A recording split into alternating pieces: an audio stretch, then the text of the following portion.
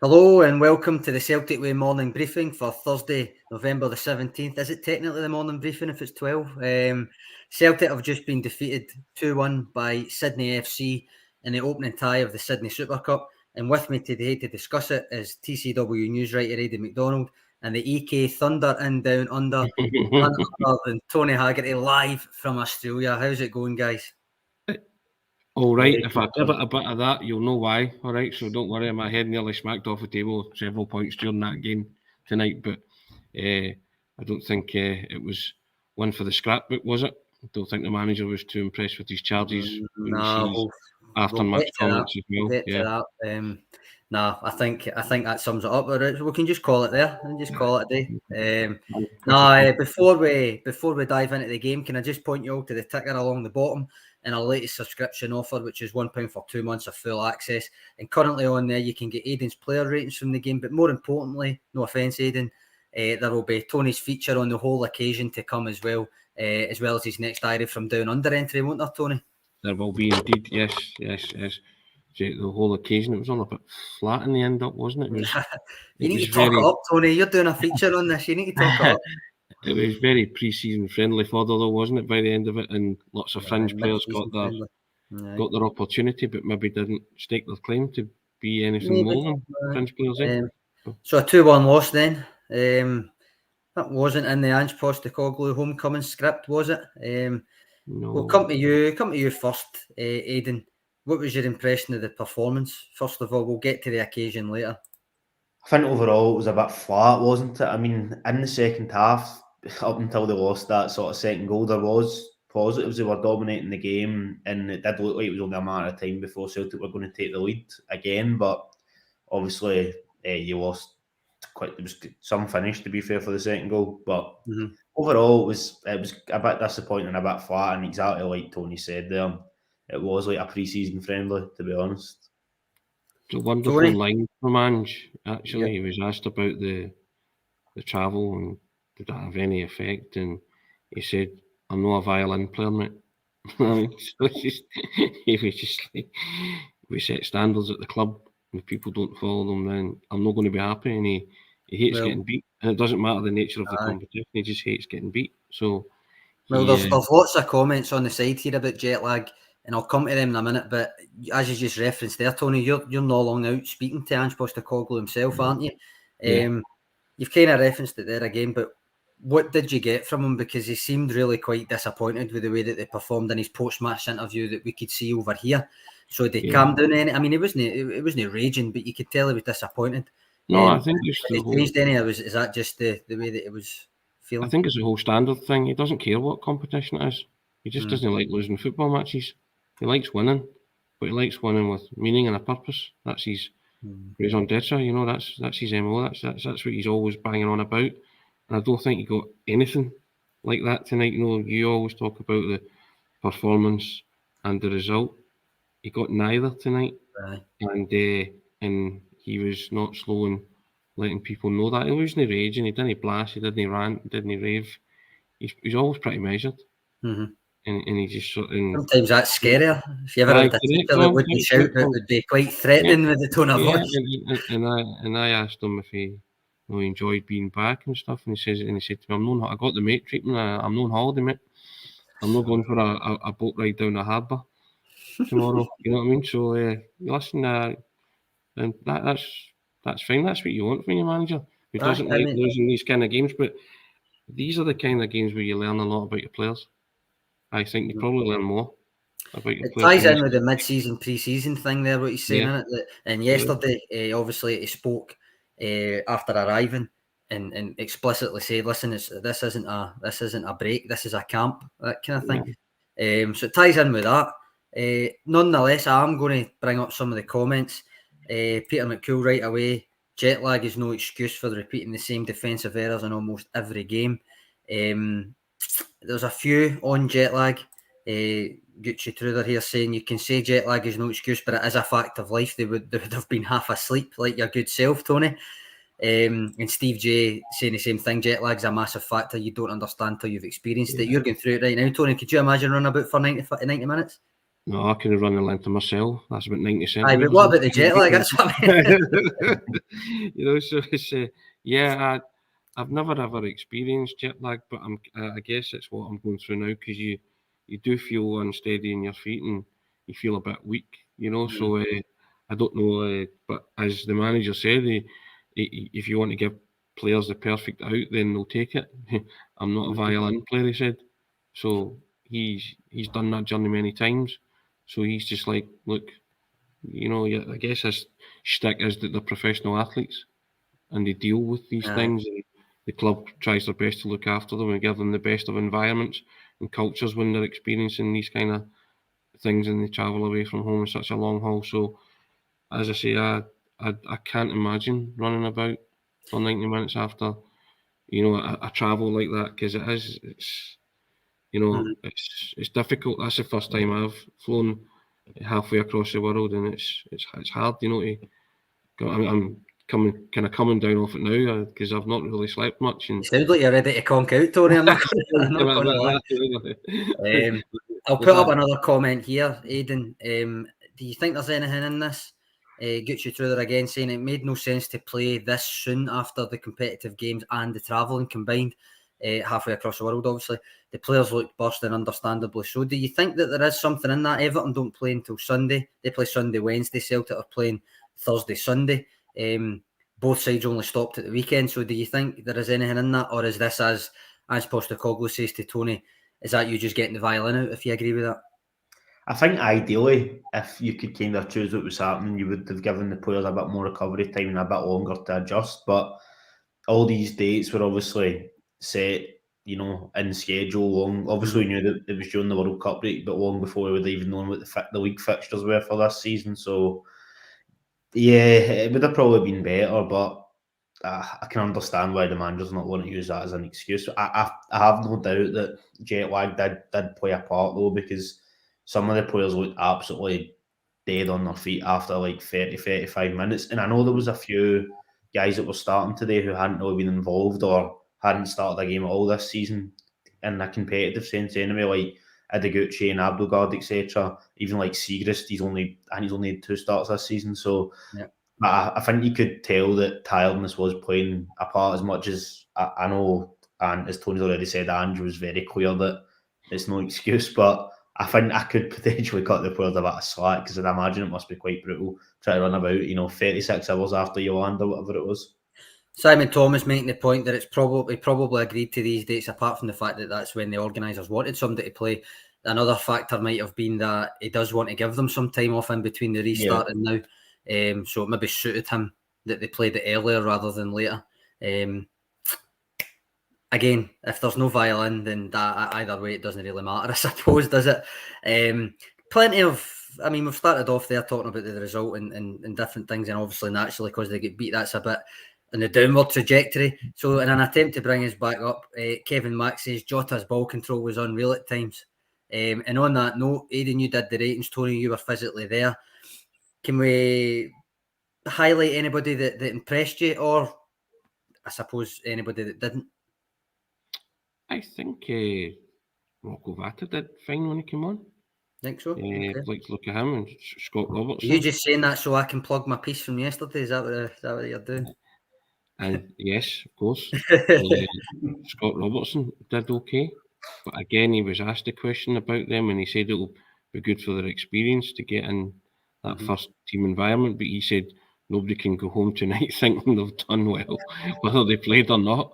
So the manager was not damning, but he was pretty straight down the line. There was no grey area there about what he thought of the performance. So anybody coming off the park thinking they did well, don't speak to the manager. He's going to be that guy. He's going to be that guy in the plane that you sit beside that doesn't talk to you and just focuses straight ahead.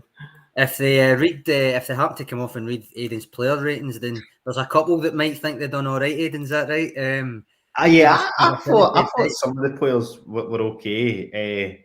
It probably would have read a bit better if Celtic had taken some of those chances in the second half, but I thought Kyogo was pretty good, not just because of his goal, which was a bit lucky to be fair, but overall I thought his movement in that was pretty solid. he'll probably disappoint if he didn't score another one, but I thought he was quite good. I thought Ideguchi was all right. I understand very small sample size, the first half of what is essentially a mid-season, as you were calling it, a mid-season, pre-season friendly. So it's not really proof that he's going to go in and suddenly play, the next 30 games or whatever. But I thought he was okay for somebody who's not really played a lot of football. I thought Jota done all right as well, although I think he could have done a bit better with that chance that he skied over the bar. I think I mentioned that in my ratings, but he had some good touches, like the comment I mentioned, put in a few dangerous crosses, and I think he forced another save out of the keeper. So he was positive. I thought there was players that done all right overall, to be honest. I'm still liking the look of Haksabanovic. Yes, very much so. I think he some talked of his about passing, close control, and he's got some bags of tricks as well to rival Jota, and I think it's coming to the floor even, slowly but surely. You'll be hitting the floor, I think, Tony.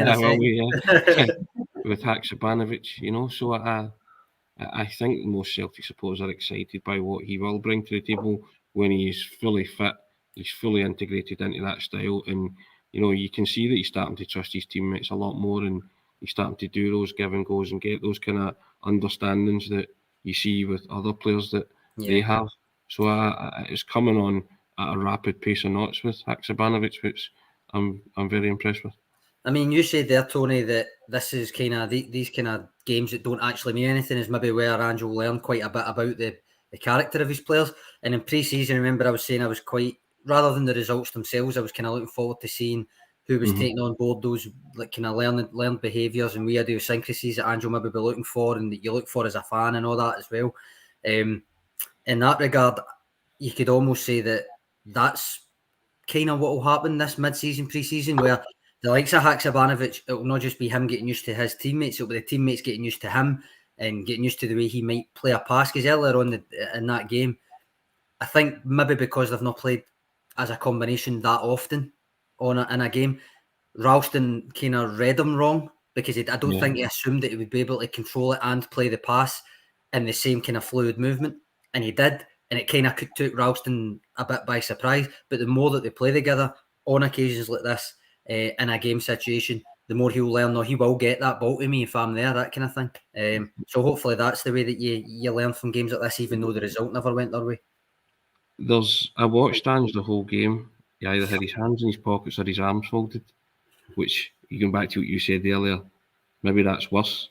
Because there's an old clip from and it's old school management, and it's Bill Shankly talking, and he's saying, the minute you sign for Liverpool, if you don't think you're being watched, he says, within days or weeks, we know everything about you. We know your friends, we know where you eat, we know what you do, you know this. And that's what struck me. That was an old school football manager standing back and just going, okay, just taking it all in and saying, see if you're not going to perform for me and give me those standards, those demands that we give you on a daily basis in this kind of game, how can I trust you when the going gets tough or whatever? And that whole hands in the pockets, right, fine. You guys get a chance or whoever. And I'm not aiming at that at anyone specifically. It's just the way Ange spoke it. And I always think of that. It's a brilliant bit of clip, a brilliant bit of footage about managers who study players.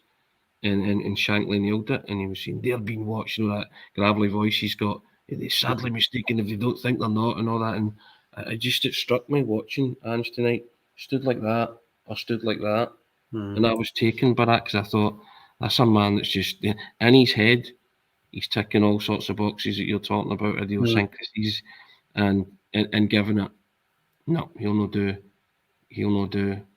and that's what you want your manager to do, though. Because in that case, if he thinks that moving forward, you'll have to get better players, then my thoughts on that. Can't get enough good players in your team, Sean. Right. Yeah. Players means a better football team means a better club. So I was intrigued by his body language tonight, let me say, and then the words that he spoke after in the presser backed up what my thoughts were. So I was glad about that, because if he'd have come in and said something completely different, I'd have had to went back to the drawing board myself and I'll just lay down for a long time like Rip Van Winkle and no get up. Speaking of players that you want to get in your team, Tony, there's a couple of comments coming in. I don't know if you've heard any whispers about the stadium or not, but as to why Georgios Giacomakis wasn't in the squad. No, I think he said he had a damaged toe. He's done something to his toe. Right. It's yeah. So I think he's just sort of he rested him for that. So I think, but I don't think it's anything serious. So. Right. Okay. Right. I suppose there's plenty of comments coming in here. Right. Almost divided down the middle as to how to take this game. You've got Angelo Tyro, just a fun occasion. Celtic are still the champs. It was all played in good spirit. Great to see Ange catching up with his former Brisbane player, Luke Bratton, he's talking about there. Then you've got Tom Hill, must beat Everton now. Must beat Everton. What camp do you fall into, boys? I go with the manager, and but it could be both, but I go with the manager. See if he's drumming that kind of mentality into you on a daily basis. There's standards and there's levels which are acceptable and unacceptable. See if you fall below that and you lose, then you deserve what he says about you. Yeah, I mean, interesting observations and that, and that's, I think that intrigues me more. So if Angie's come in from day one and said, this is how we're going to play, and I don't care if it's the Sydney Cup or if it's the European Cup, right? This is how we're going to play. And I get the travel factor and all that. I'm sitting here feeling the effects of that myself. I get that. But I go with the manager because he said he wasn't a violin player. The game was today, not tomorrow. So the manager's got no sympathy for them in that, Aidan. So I thought Aidan was cold and hard till I sat and listened to Ange tonight, you know what I mean? So you're in player ratings. Yeah, it's so quickly after all. So I'm with the manager on that. I think that's how you become the team that Celtic have become. You can't go in studs up or criticise them too much, but you listen to what the manager says and you take your lead from that, don't you? Aidan, CJ says it's just a friendly, no need for overreaction. Agree? Disagree? I think I can understand why people are frustrated, given that obviously you've lost a game of football. You never want to do that, but I did think I might be in the minority. I actually thought at times there was some positive passages of play in the performance, particularly that first sort of 20 minutes or so in the second half. Could have easily got, I know it's all if buts and maybes, but you could easily maybe get 2, even 3 goals. Then also it's a completely different game. I would say that there was flat spells that I can understand why the manager was frustrated with. Whether or not that was due to jet lag or he felt they weren't personally putting enough effort in, I don't know. But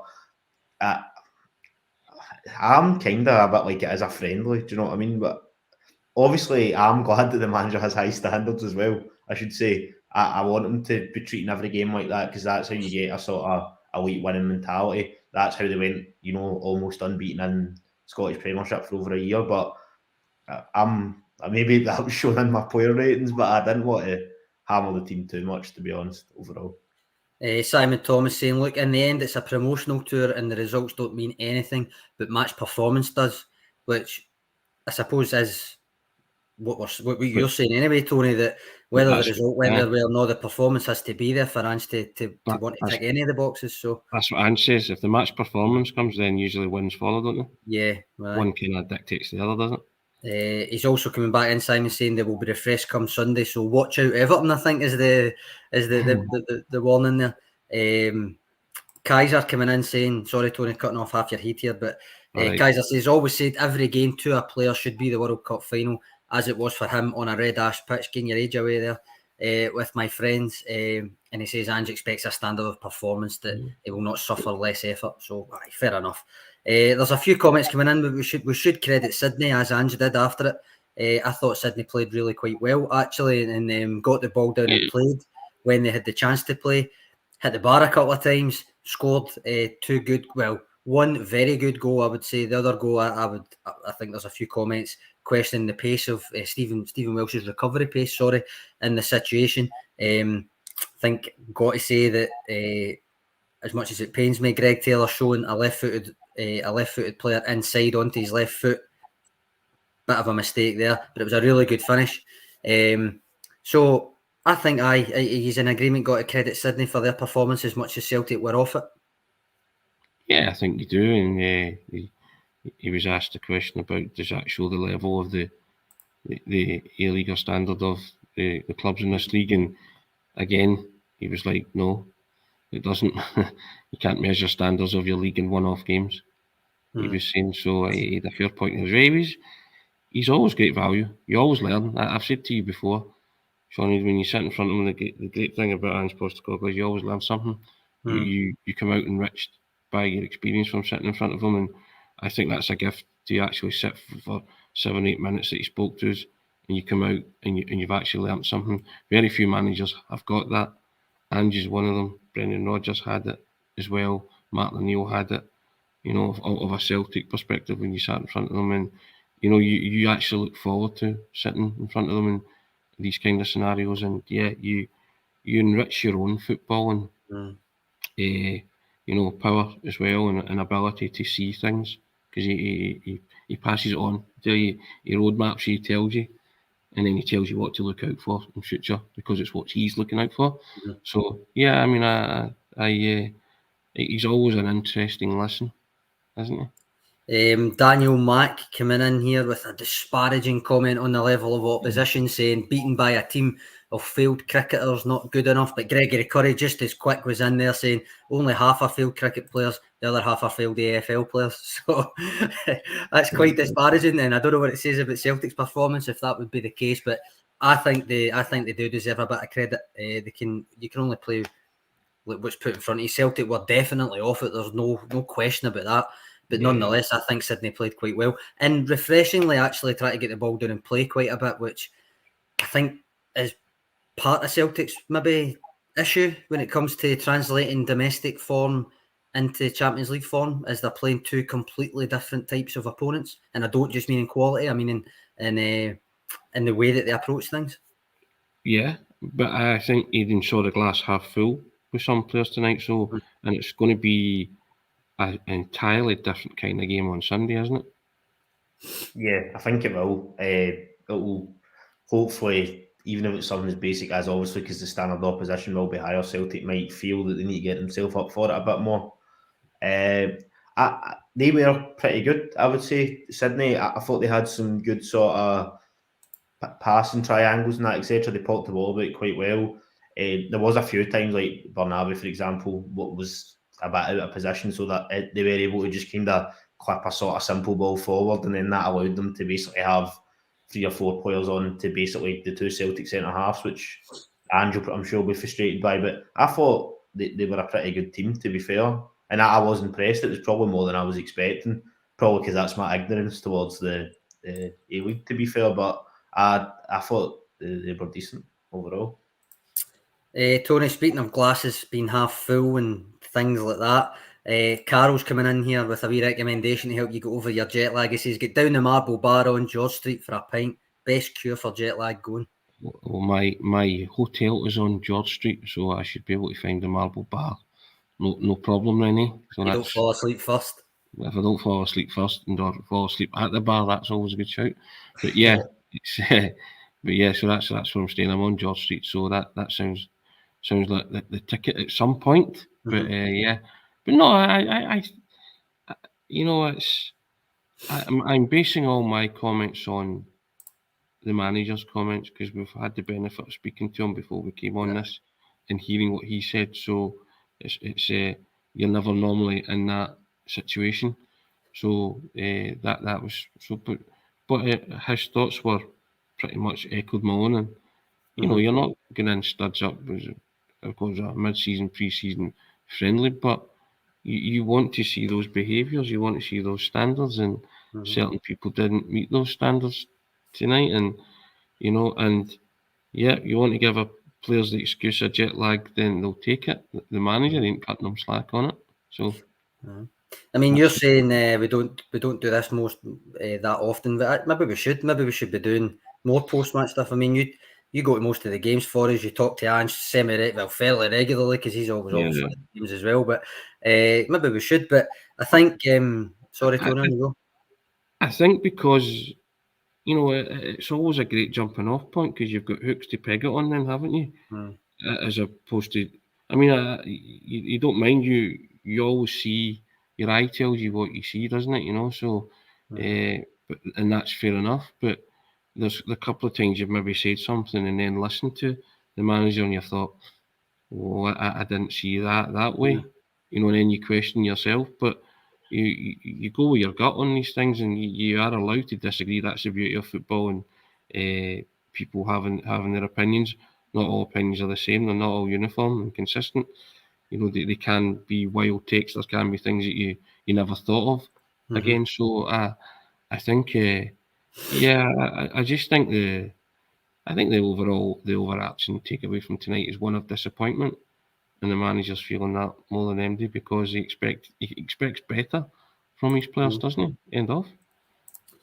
Aidan, anything else to add to that? Does that pretty much sum it up for you, apart from obviously 7, 7, 7, 7, 7, 7, 7? Yeah.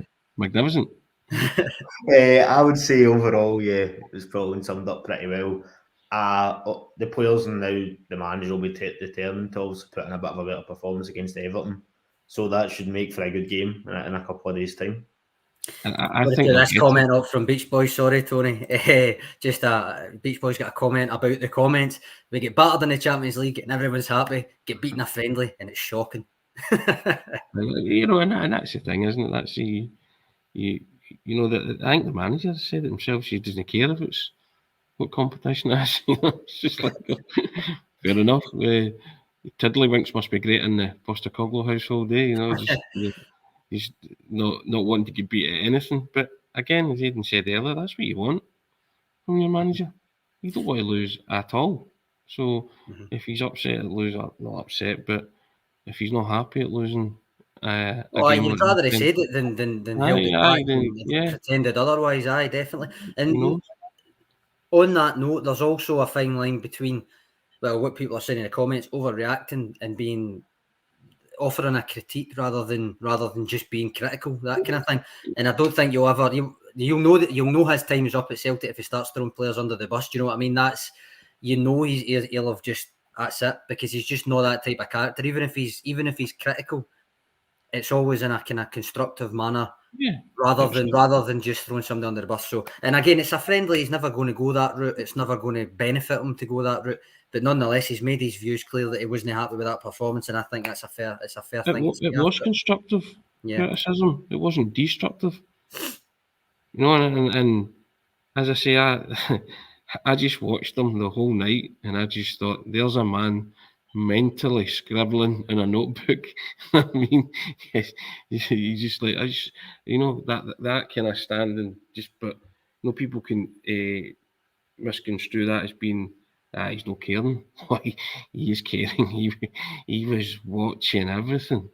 He was watching everything, studying it, and I love that we've got a manager like that. I really do. I think that bodes well. Yeah.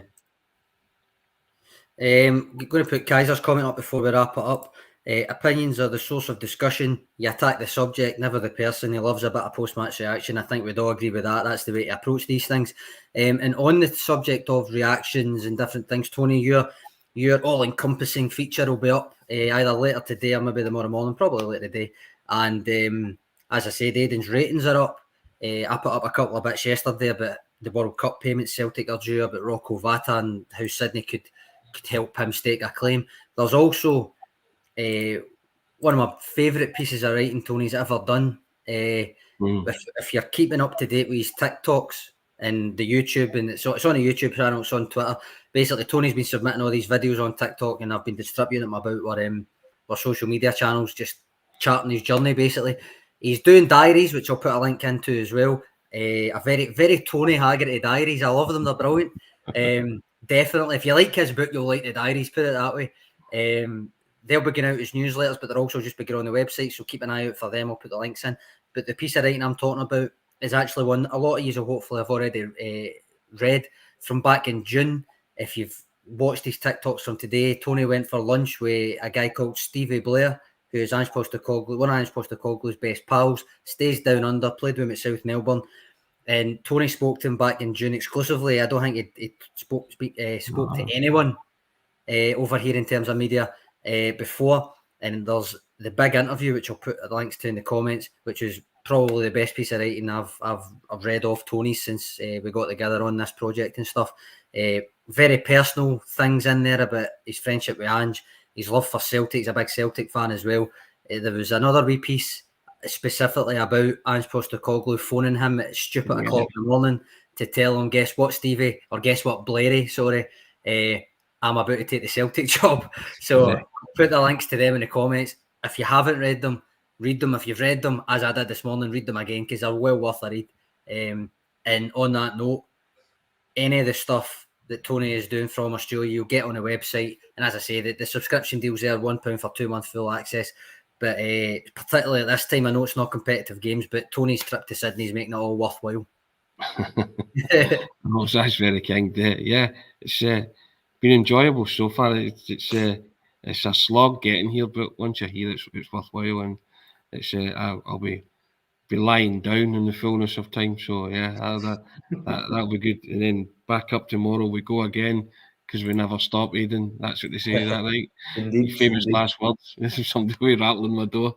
He slept for it's Wednesday, Tony. It's Wednesday. 18 hours. One of them, yeah.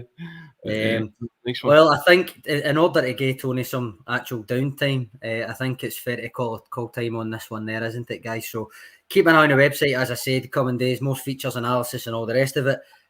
But for now, thank you all for joining us a couple of hours later than you're used to with us. And thank you, Aidan, for joining us as well. But most of all, thank you, Tony, for joining us live from the stadium. And congratulations on staying awake for the full time. We'll catch you all later, guys. We'll be back again tomorrow with this. And as I say, Tony's diary and stuff's live on the website. So thanks for joining. Catch you all later. Cheers, guys. Cheers, Aidan.